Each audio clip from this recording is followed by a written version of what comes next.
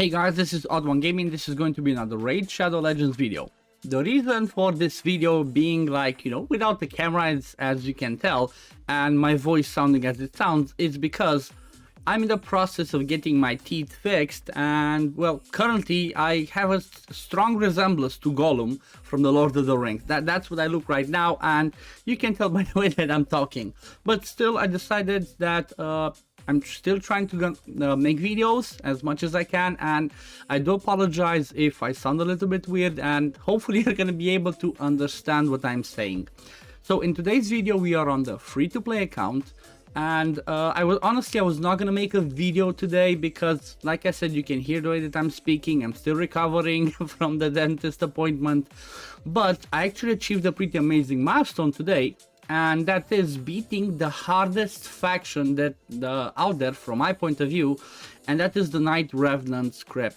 The reason why I'm saying that the Night Revenant is the hardest faction is because of the waves and the boss itself. So when it comes to the waves, we have the really hard one on the first wave with double martyr plus Black Knight and a couple Lucias. Then on the second wave, 3 Valkyries with Errol and Warcaster, and then the boss is the one that keeps swapping HP and debuffs, and that's what makes this one be pretty difficult. And even though there's some good champions in this faction, unless you have most of the top tier ones, it becomes pretty hard. So let's jump into the video, and the way that I'm gonna do it is I'm gonna play the video and I'm gonna explain what I did, why I did it as much as I can, and then we're gonna go in and check through the builds. But as you can see, I started with Sinesha, what's her name again, Golden Reaper, Miscreant Monster, Sepulchre Sentinel, and Tomb Lord. I'm not gonna lie, the one that was the massive carry for this faction is actually Tomb Lord, because he just brings a really amazing kit with the AoE decreased defense and decreased attack. He brings the poisons, he brings the decreased speed on the A1, so he basically brings all the good stuff. But even though I could solo Faction Wars 21 of the Night Revenants with him, that's not enough, because in order for me to achieve the 3-star, I need to do this with 5 champions and nobody being dead at the end of it. I had already beaten this faction a while back. As you can see, this one, I guess I forgot another fail, but something like that can happen. And the best way to actually try and beat this faction is to RNG it. I'm not gonna lie, it's mostly the RNG of getting stun sets, and what I have on my team is obviously Miscreant Monster, he does stuns on his A1 and on his A2 AoE, but it's not 100%.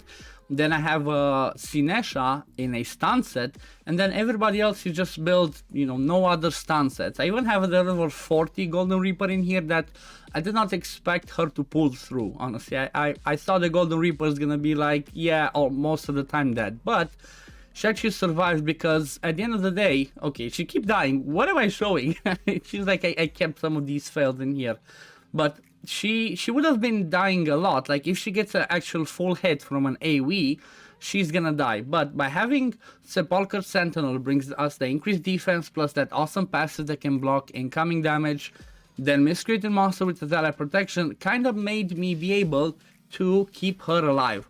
And the one that would have been a bigger problem for this one, honestly, is the second wave.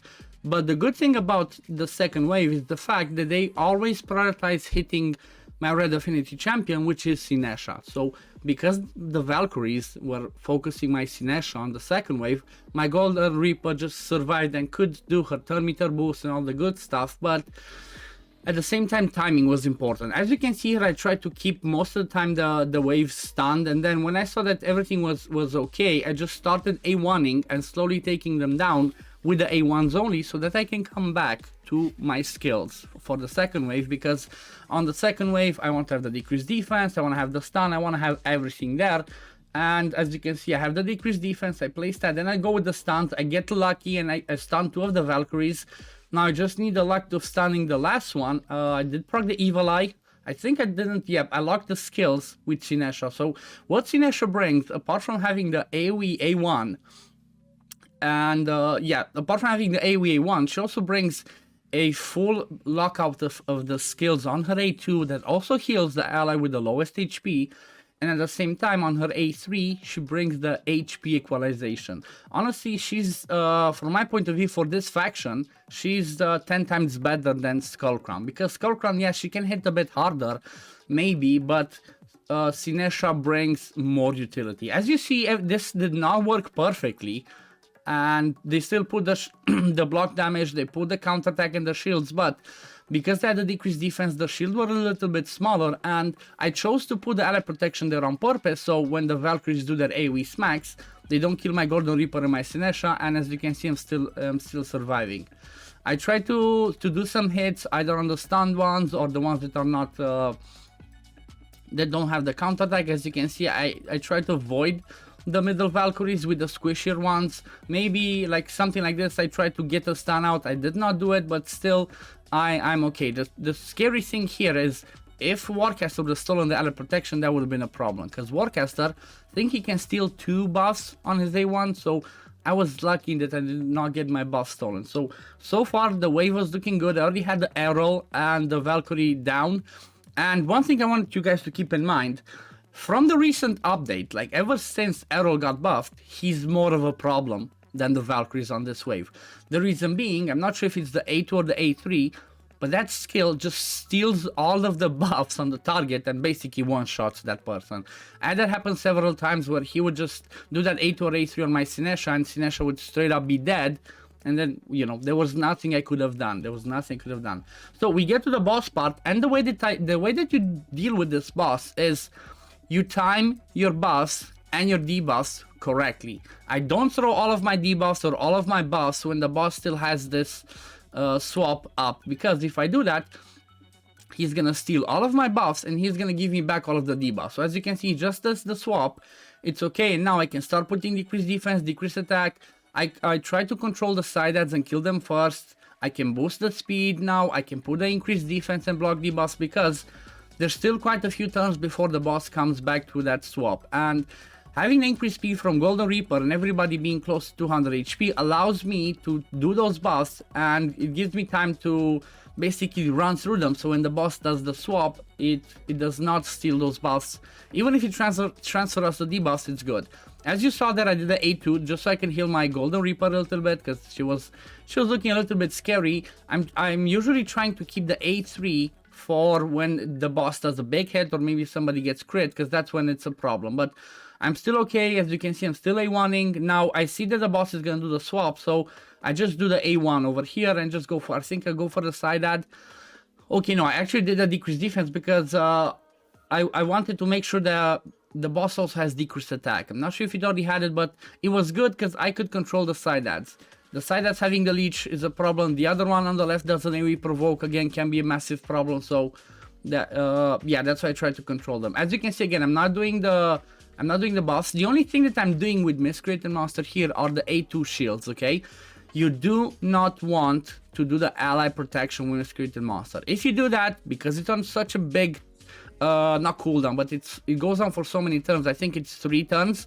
And also if he gets if he procs his lasting gets to drive on him, then it's a problem. Boss having the ally protection is basically, you're just gonna kill your Miscreated Monster. So even though I brought him in the team, I'm never using his ally protection. As you can see, we're still doing fine. We always have the decreased attack on the boss, which is really important. We always have the decreased speed. And yeah, everything just goes smoothly. The boss is gonna do a swap again. I did A2 to heal myself a little bit.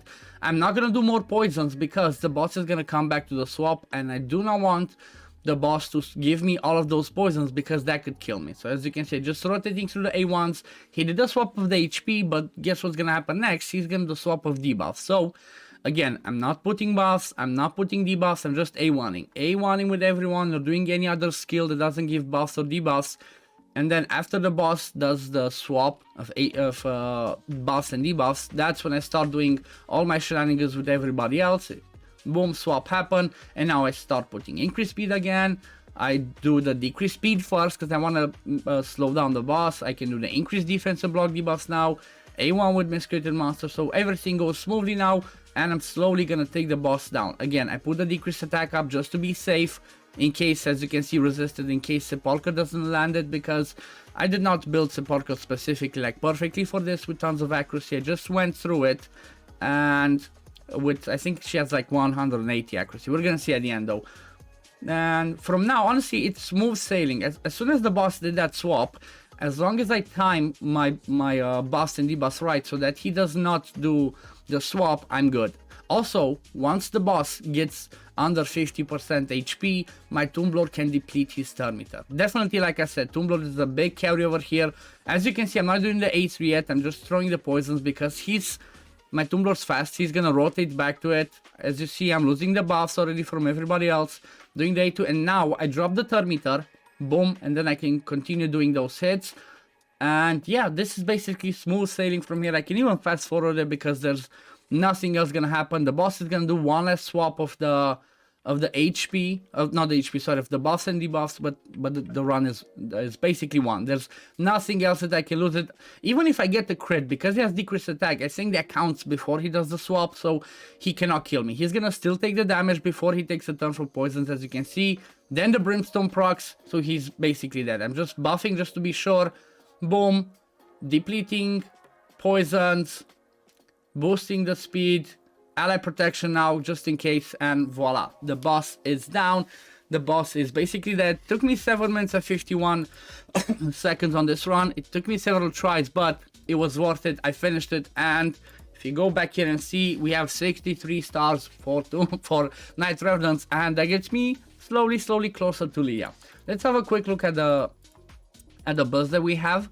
So yeah, the video is a little bit longer. I'm sorry about that, but it can help. Like I said, it can help because you can understand what I'm doing and why I'm doing it, I guess, by watching this, and hopefully my commentary on this video definitely helped you. So my Tomb Lord is built in my normal set for Doom Tower for Soulwing Scatter specifically. Regen plus Perception and the Blood Shield. These are his stats. I'm just gonna quickly go through them. I'm not gonna show you everything too crazily. Then these are his masteries over here. Then we have Sepulchre again. Sepulchre has masteries because she was in my clan boss team for a while, so I do have 3 people with masteries. That definitely helped. So yeah, she's with War Master. She's in Double Define plus Perception. Like I said, leftover gear, I didn't build her specifically for this. 195 speed, didn't even crit cap her. The accuracy is pretty low, as you can see, but she did her job.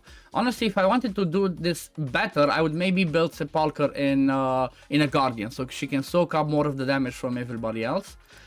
Then Miscreated Monster is in random pieces. Again, as you can see, not everything is even maxed.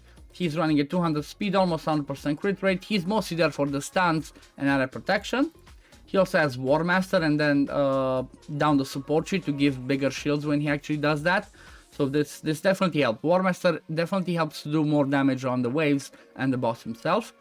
Then my Sinesha is not masteried. She's not booked, keep this in mind, but she still worked fine in a speed set plus stun set, okay? She's not even 5-star ascended to get the 5-star in there. She's pretty slow, but you know what? She did her job. She brought the stuns on the AOE1 and she brought the healings on the A2 and on the A3, the HP equalization, which was, you know, which was amazing. And then we have the level 40 Golden Reaper. Again, it's a random speed and accuracy set, basically leftovers. And she's running pretty fast, pretty squishy, not enough accuracy to land the debuffs, but she was my 5th champion. I had enough protection to keep her alive, it worked pretty well, I didn't get hit that much, so it worked pretty fine. Again, no masteries and no books on her. But yeah, I guess this is gonna be it for the video today, guys. Again, I apologize, this is gonna be like this for a while. I'm gonna have videos without camera because, again, like I mentioned, I have look a little bit like Gollum for a week or so, but I'm still gonna try to pump out my content. But yeah, thank you all for watching. As always, if you do enjoy my content, don't forget to like this video, subscribe to the channel to see when I upload next, and I'm gonna see you on the next one. Peace, love, take care, everyone. Bye, guys.